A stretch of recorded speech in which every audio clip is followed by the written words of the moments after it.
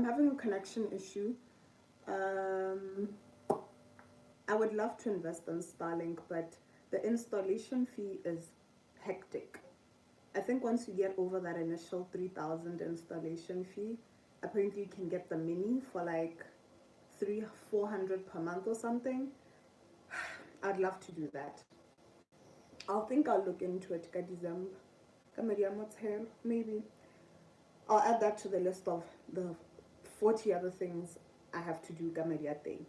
But anyway, so I was still telling you guys the story. I don't know if I should wait for a few people to join before I continue with the story, or if I should just continue. Um, but I'm so sorry that the live ended up cutting. It's a connection issue. I don't even know if this Wi-Fi is going to be steady.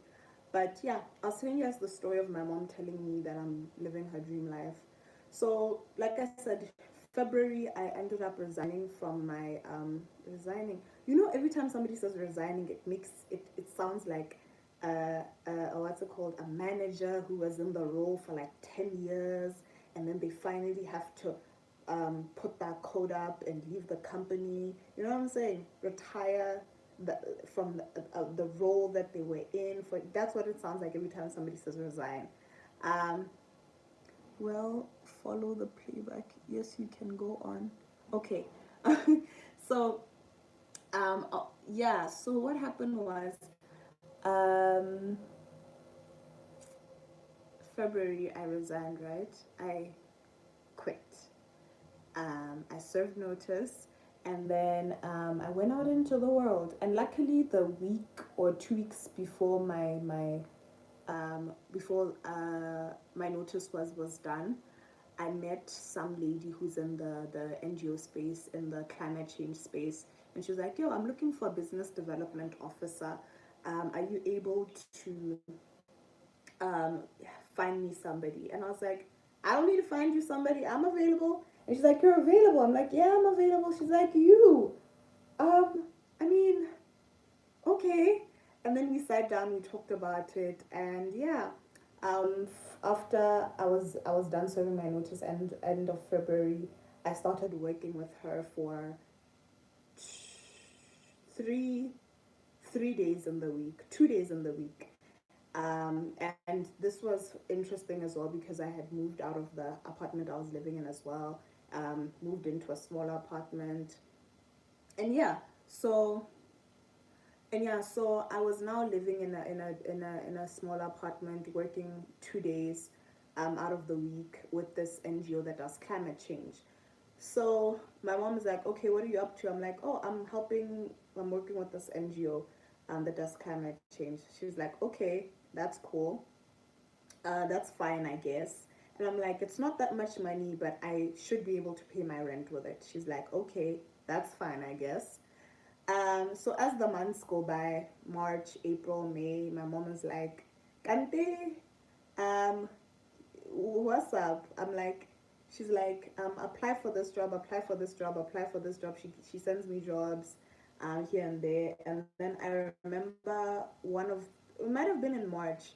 She was like, she went from being very, very worried to just being calm and just like observing. Um, I remember the first time I told her, she was very like calm.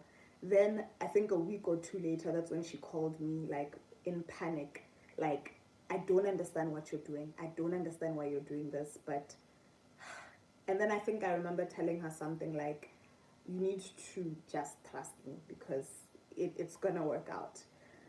So um, then what happened? Then in February, March, April, May, June.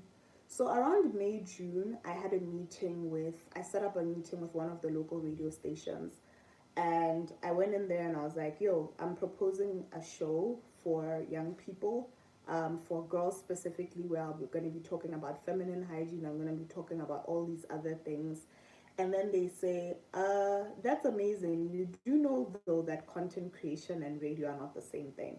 Not, people tend to think they're the same world, but they're not the same world."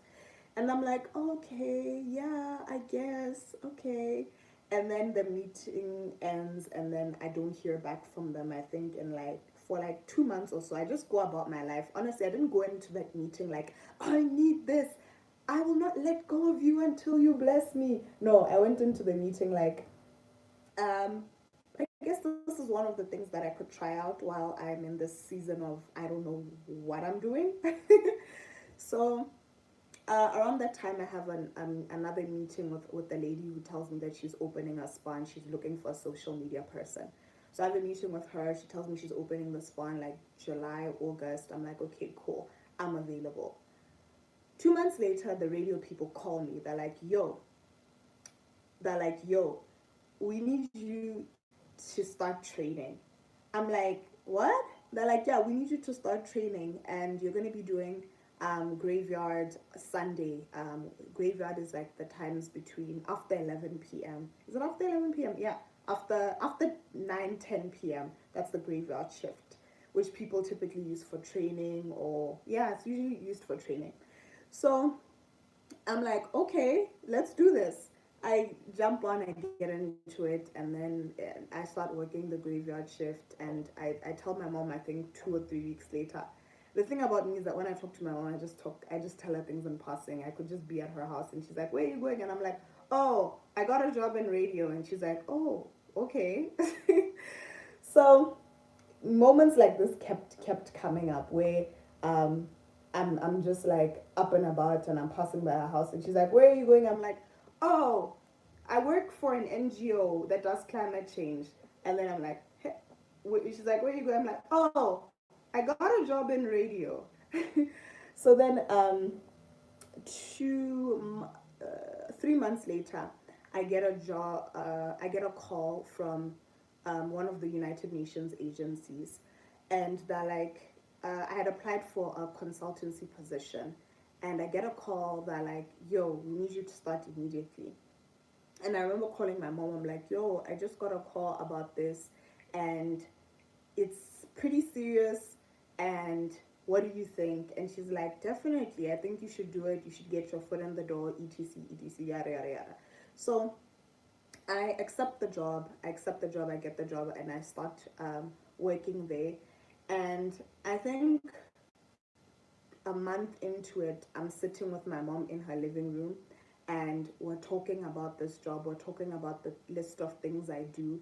And I think it's now like hitting her. Like she's now processing all the things that have happened in the past few months. And she's like, this is so interesting. She literally looks at me. She's like, this is so interesting. I feel like you're living the life of my dreams. Like the fact that you're on radio talking about youth issues so passionately, you're working with a United Nations agency. If I didn't get into construction, I promise you, all of these things that you're doing, I probably would have been doing them. And my mom was a pretty eloquent, confident, passionate woman. So when she said that, I understood what she meant because, like they say, like the saying goes, the apple doesn't fall too far from the tree. Um, a lot of the times you find that musicians, like very popular musicians, their parents just look at them, they're like, man, this is exactly what I wanted for myself. That's why you have those mothers that end up living out the, what's it called, beauty queen dream through their daughters, because it's one of those things where they're like, I couldn't do it, but you have the eyes and the legs, so you're gonna do it. so so in that moment, I had one of those living through you moments where I'm like, I 100% understand what she means in this moment where she says that I'm living her dream. And in that moment, it was very humbling for me because, like I said, in February when I left my job, I just felt something very loud in my heart, in my head, telling me that I need to go. And I decided to run with it. I decided to trust God. I decided it was difficult. Like if you listened to the live, was it yesterday or the day before, where I talked about how the season has been incredibly difficult, incredibly shedding. Um, but there've been quite a lot of good things that have come out of this season. And one of them has been being able to make my mom proud, although I haven't bought a big house or a big car and I don't even earn that much.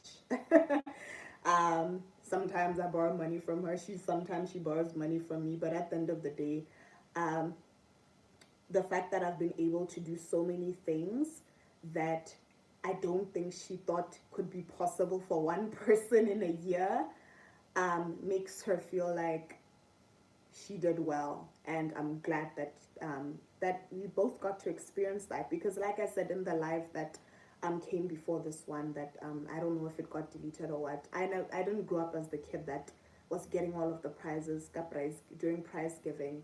I didn't get any of prizes during prize giving. I wasn't sporty or athletic.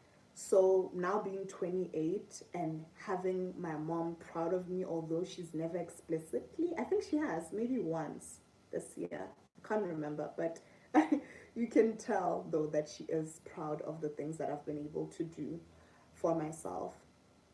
Oh, or rather the woman that I've become. Like I said, with this new identity that I carry in Christ as well, how much my life has slowed down as well is one of the moments that I can tell that she's just like, um, I'm that I can tell that she's grateful of in terms of the woman that I am in this moment at this time.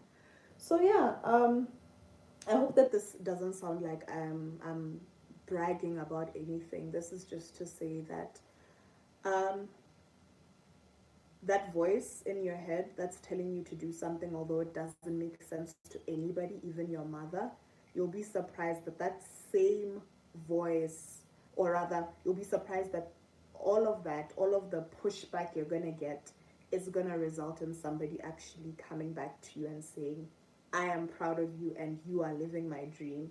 That's what I'm saying. That God is gonna take you from where you were and maybe take you through the wilderness.